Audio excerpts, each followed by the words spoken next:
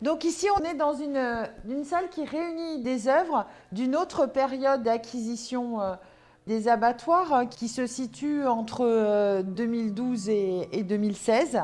Une courte période, mais qui présente des œuvres singulières au plus près de l'actualité de l'art contemporain et aussi international, parce qu'on a des artistes d'origine états-unienne, irlandaise et anglaise.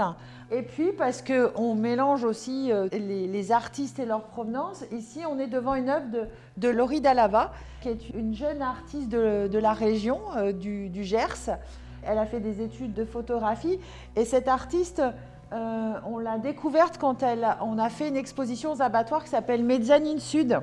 Et donc chaque année, 4 jeunes artistes de moins de 35 ans de la région Occitanie, du Grand Sud, postulent, candidatent pour présenter une production aux abattoirs.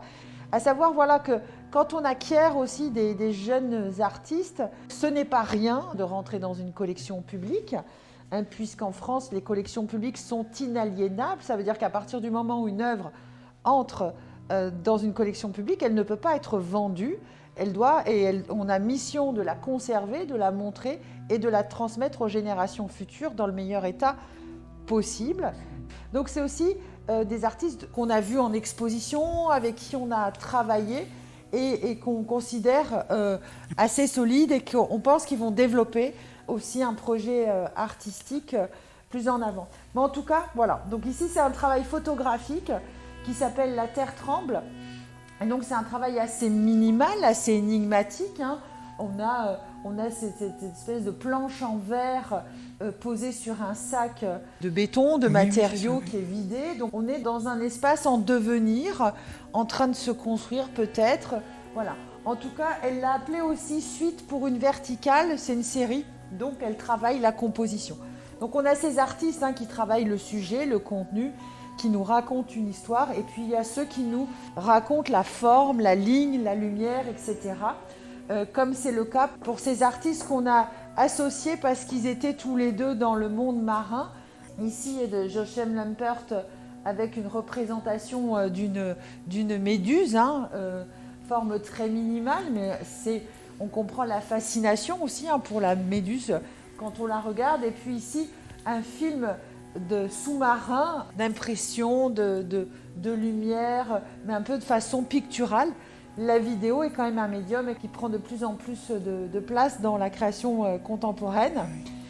Et puis cette œuvre, Angela Bullock, elle reproduit l'anneau de Mobius.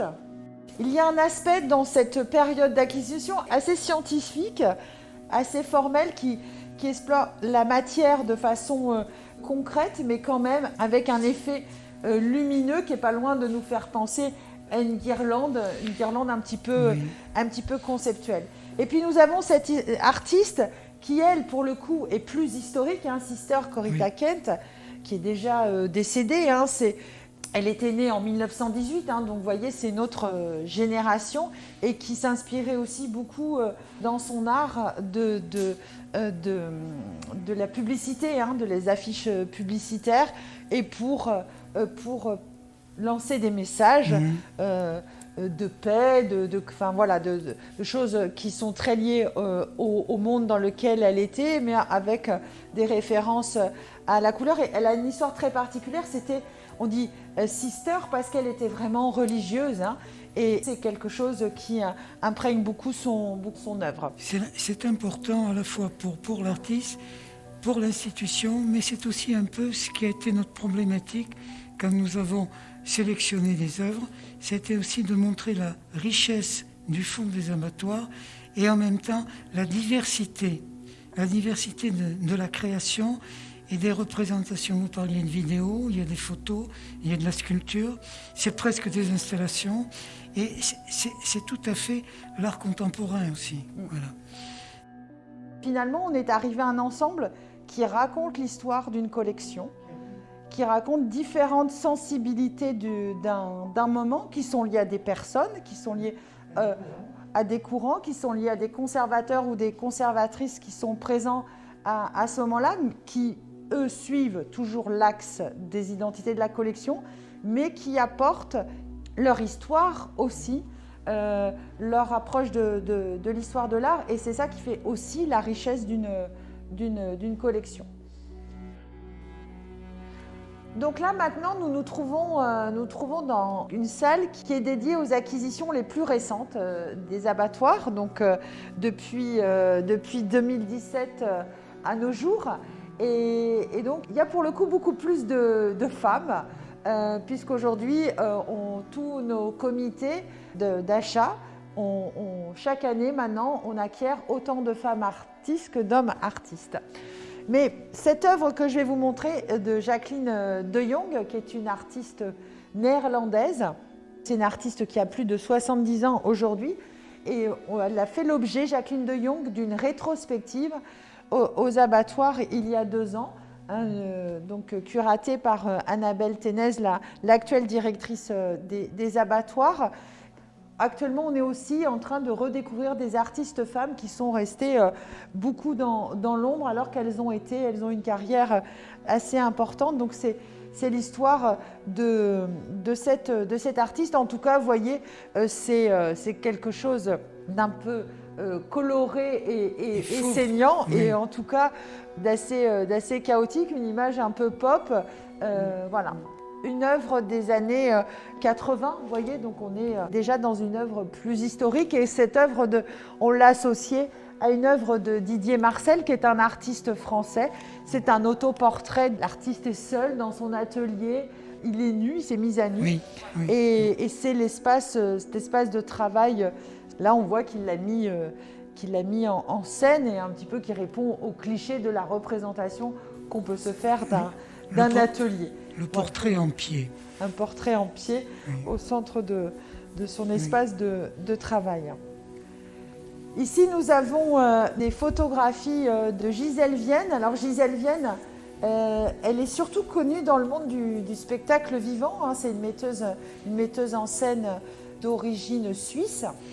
Elle met en scène ses marionnettes dans des espaces naturels, dans des histoires très liées à l'underground en général, donc des choses assez dures dans les relations avec le monde, avec la vie. En tout cas, là, on a des portraits comme d'adolescents.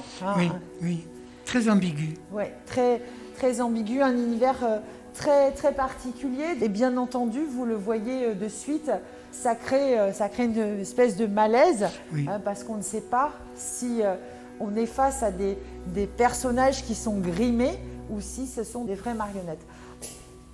Ici, nous avons Eva Nielsen. Vous voyez, donc ici, on est dans une salle beaucoup plus féminine que les présentes. Donc là, il s'agit d'une lithographie. Donc Eva Nielsen, c'est une jeune artiste française. Et donc là, on est dans la représentation d'un paysage, mais avec cette ouverture. On ne sait pas si c'est une sculpture, un parpaing, un montage. Voilà, il y a un jeu de regard oui, qui est assez intéressant et aussi troublant, et qui est sur la perception voilà, du monde. Énigmatique et en même temps intrusif, parce qu'on a l'impression de regarder à travers une lorgnette un paysage hypothétique. Oui, il y a plein d'œuvres dans cette sélection qui oui, sont troublantes, qui nous interrogent, qui nous perturbent, qui à la fois semblent raconter une histoire, mais on ne saisit pas toute l'histoire. Oui, tout à fait. L'histoire, c'est peut-être à nous, après, soit de l'interpréter, soit de l'écrire. Mais finalement, on a créé des dialogues qu'on n'aurait pas pu créer autrement. Des dialogues complètement singuliers et qui fonctionnent et qui font parler les œuvres autrement. Oui, et qui permettent aussi, quand on regarde, de comprendre. Parce qu'en fait, la problématique des artistes, eh bien, elle va suivre l'évolution humaine et des remises en question aussi au niveau de la création. Et ça, c'est intéressant de pouvoir le lire à travers le fond de la collection. Alors ici, c'est une œuvre de Marie-Luce Nadal, qui est une artiste de la région. Elle est originaire de Perpignan. Elle a été invitée il y a 2 ans par le parcours d'art contemporain dans la vallée du Lot que met en place la Maison des Arts Claude et Georges Pompidou à Cajarc. Et pour vous dire aussi que les abattoirs travaillent aussi avec des centres d'art contemporain, hein. On est tout un réseau dont fait partie le Majorat. Et donc c'est une performeuse, Marilus Nadal. Donc là ce qu'on voit c'est elle qui est représentée et qui tire quelque chose dans les nuages. Donc c'est une performeuse, donc finalement la photo qui a été prise par un autre artiste qu'on connaît bien aussi, Johann Gosar. Oui, alors c'est une photo qui est très intrigante parce qu'elle conjugue bien la mémoire du paysage, la performance et puis cette quête de s'en aller dans les nuages, hein, parce que c'est presque une fusée. Faire pleurer les nuages, ça s'appelle. On peut acquérir des performances, des protocoles. Hein. On a les musées d'art contemporain et les FRAC le font. Mais c'est pas si évident que ça. Et donc, on va finir avec cette dernière œuvre qu'on a utilisée pour la communication d'Eduardo Basualdo.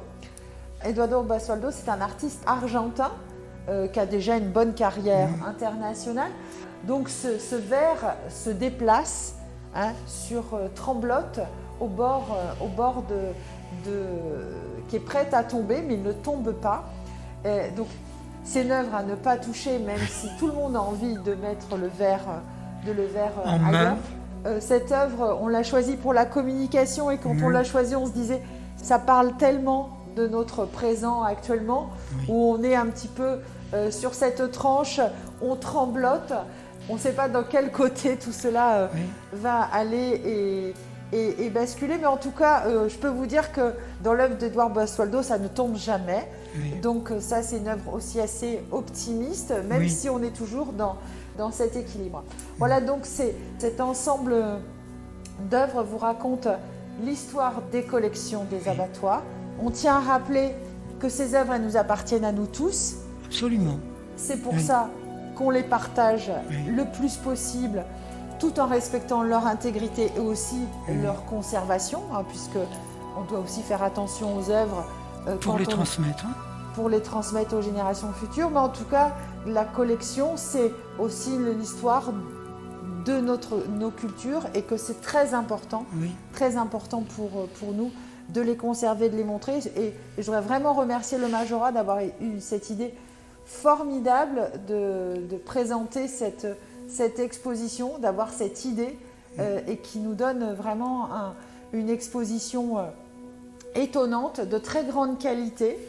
On espère que cette exposition sera vue par le public qui pourra faire l'expérience des œuvres.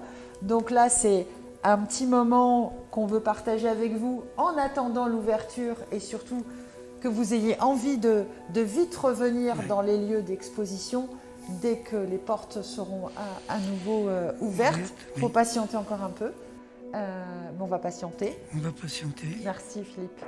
Merci à vous surtout.